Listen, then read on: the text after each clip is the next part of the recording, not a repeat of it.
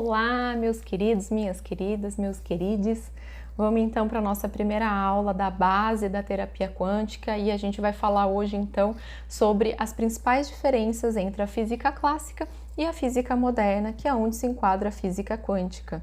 E é importante para nós entendermos aqui a evolução que o pensamento e o estudo filosófico e científico foi tomando forma no curso da história, para que a gente consiga entender as principais diferenças e as principais descobertas, tá? Então vamos lá.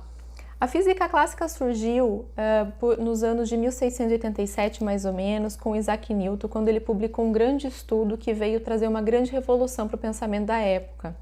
Então, ele falava que a ciência e a natureza, elas eram determinadas e que elas se comportavam muito parecido com uma engrenagem de um relógio, onde todas as peças estavam meticulosamente organizadas e que elas eram totalmente conhecidas.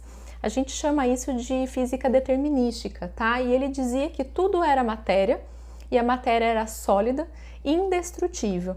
Então ele entendia que a matéria eram pequenas bolas sólidas de massa e que elas se comportavam muito parecido como uma mesa de bilhar, quando uma interage com a outra e os movimentos são completamente previsíveis. Então essa é a física ortodoxa, a física clássica, que nos permeia até hoje em dia nas salas de aula.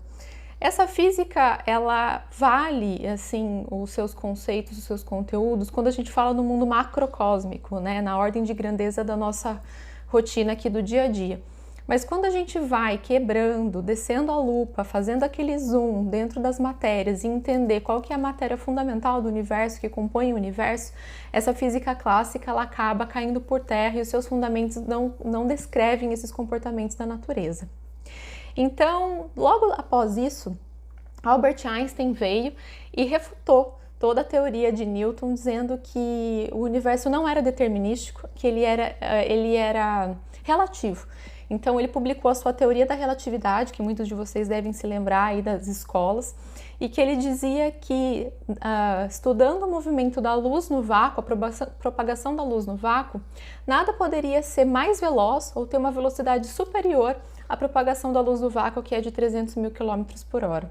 Bom, ou seja, ele dizia que se a gente alterasse a composição de espaço-tempo, a percepção ela ficaria diferente, e isso era relativo. Vou dar um exemplo para facilitar. Se a gente está num carro e tem um outro carro do nosso lado na pista, por exemplo, os dois correndo na mesma velocidade, quando você olha para a janela, você tem a impressão de que aquele carro está parado, porque vocês dois estão andando juntos. Agora, se você está de fora, de pé, como pedestre na rua, e olha o mesmo carro passando com a velocidade que ele estava, esse carro tende a te parecer mais veloz do que estava quando você estava dentro do carro, sendo que as velocidades eram as mesmas. Então, Albert Einstein veio trazer essa relativização. Então, o espaço e o tempo tornaram-se relativos. E isso veio também mudar completamente a percepção de mundo daquela época. Hoje a gente tem uma sensação assim, né? Quando a gente está fazendo alguma coisa que a gente gosta, que a gente fica extremamente animado, nosso tempo passa super rápido. Ao mesmo tempo, quando a gente está meio entediado, aquela coisa não é tão legal, a gente tem uma percepção que o tempo demora para passar. Então, essa noção de espaço-tempo veio através da teoria da relatividade de Albert Einstein, tá? E ali, muito próximo, pouco tempo depois, na época de 1918, veio Max Planck, que é o nosso pai da física quântica, e ele, dentro de um estudo, publicou também um experimento que foi feito da chamada dupla fenda, que veio mudar completamente o paradigma da sociedade. Bom, falando de física quântica e mecânica quântica, como eu falei no vídeo anterior, a mecânica é um segmento da física que estuda o movimento. E a mecânica também é estudada na física clássica de uma outra forma, como eu disse, né? A questão dos movimentos das bolinhas. Bom, o que esse experimento do Max Planck veio na época aí de 1900, pouquíssimo tempo atrás, se a gente for parar para pensar, o que ele trouxe de diferente? Ele trouxe o seguinte, ele fez um experimento em que eu vou explicar esse experimento da dupla fenda num próximo vídeo, porque a gente precisa explorar muito mais eles para vocês entenderem, mas no frigir dos ovos é o seguinte: ele descobriu que o átomo, né, porque a física quântica, como eu falei no vídeo anterior, ela trata das subpartículas atômicas, né? A gente vai dando zoom e vai entendendo o que compõe. Então tem o átomo, vai decompondo o átomo, prótons, nêutrons e elétrons, e aí você vai decompondo, você acha os quarks, os gluons, os bósons de Higgs e as supercordas. Então toda essa estratificação é que essas partículas foram sendo cada vez mais quebradas para a gente entender a partícula primordial, que é a grande questão de onde tudo veio, de onde o universo veio. Enfim, quando a gente fala de átomo, a tendência nossa nessa física clássica ortodoxa é entender que ele é algo material. Mas a partir do momento que a gente começa a quebrar esse átomo, a gente vê que tudo é energia, que não existe matéria física e sólida nesse átomo. Então, nesse experimento da dupla fenda, o que ficou comprovado é que o átomo ele pode se comportar de duas formas diferentes ao mesmo tempo. O átomo pode ser ora partícula, com massa, ou ora onda, sem massa. Então vamos relembrar o conceito de partícula e onda. Partícula é um objeto que tem massa, que tem solidez, que ele é físico, palpável. Pode ser muito microscópico, mas físico, palpável. Onda. O que é onda? Ondas são pacotes de informação que vinculam-se no vácuo, ou no espaço, ou no ar, ou em qualquer outro lugar, mas que não tem massa. Então veja, como um átomo pode ser ora partícula, ter massa, ora onda, não ter massa. E é aí que pira o cabeção, né? E aí você fala, nossa, como assim? E isso é importante a gente saber que esse movimento, ele é um movimento que permitiu a gente ter o que nós temos hoje em dia: televisão, rádio, celular, GPS, internet, Wi-Fi, bomba atômica. Então, tudo isso, essa descoberta da física quântica proporcionou a gente ter toda essa tecnologia que a gente interage hoje em dia, que eu estou falando aqui com vocês, porém, a gente não para pensar o que isso significa na nossa vida, na nossa rotina. A gente entende que tem uma caixinha que a gente aperta um botão, muda de canal, sintoniza a estação do rádio e tá tudo bem. Mas todo esse movimento da física quântica, ele é energia. E se essa energia ela é feita de todo o universo é constituído pelas mesmas partículas, nós também somos. Nós também somos antena, nós também funcionamos como rádio. Então é importante entender que tudo aonde a gente está interfere uma coisa na outra. Então, pois bem, vamos falar um pouquinho do rádio. O rádio tem lá todas aquelas estações que você vai mudando. A partir do momento que você sintoniza numa rádio, você ouve aquela frequência é uma onda que alguém fez em algum lugar e veio propagando pelo ar e chegou até o seu aparelho de rádio, o seu aparelho celular, e você escuta. Se você quer trocar de rádio, você vai lá, sintoniza na outra estação e aquela estação interior não deixou de existir, ela continua lá, só que você não ouve mais, porque você está sintonizado numa outra frequência, certo? O nosso corpo é a mesma coisa, os nossos pensamentos e os nossos sentimentos, eles são uma propagação de onda, é um pulso eletromagnético. E a gente consegue interferir na nossa realidade através desses pensamentos e esses sentimentos que são pulsos eletromagnéticos, que são ondas, exatamente como as ondas de rádio. Como o nosso corpo é inteirinho formado por átomos, todo o nosso corpo também é onda e é partícula. Por isso que esse é o ponto principal e primordial quando a gente fala de terapia quântica.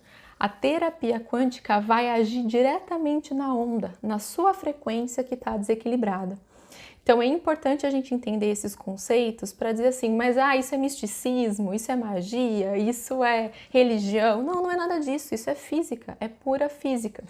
Só que a gente está tão acostumado a aprender a física clássica e ortodoxa nas escolas, isso não é ensinado nas escolas, e a gente não consegue entender com nossa cabeça materialista de que algo pode ser onda e pode ser partícula ao mesmo tempo. Então é esse convite que eu quero fazer para vocês aqui, para vocês pararem, prestarem atenção, aceitarem esse novo paradigma de mente e peito aberto, para vocês começarem a entender de fato como as coisas são e como as coisas funcionam na realidade. Nada é material, tudo é onda, tudo é frequência e tudo pode ser mudado. Mas como que muda uma frequência?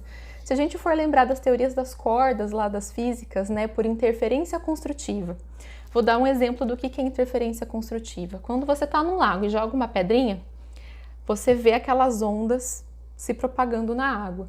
Se você joga outra pedrinha, você vai ver outra onda se formando do lado. Quando as duas ondas são iguais, elas se juntam e elas amplificam e elas vão indo para frente.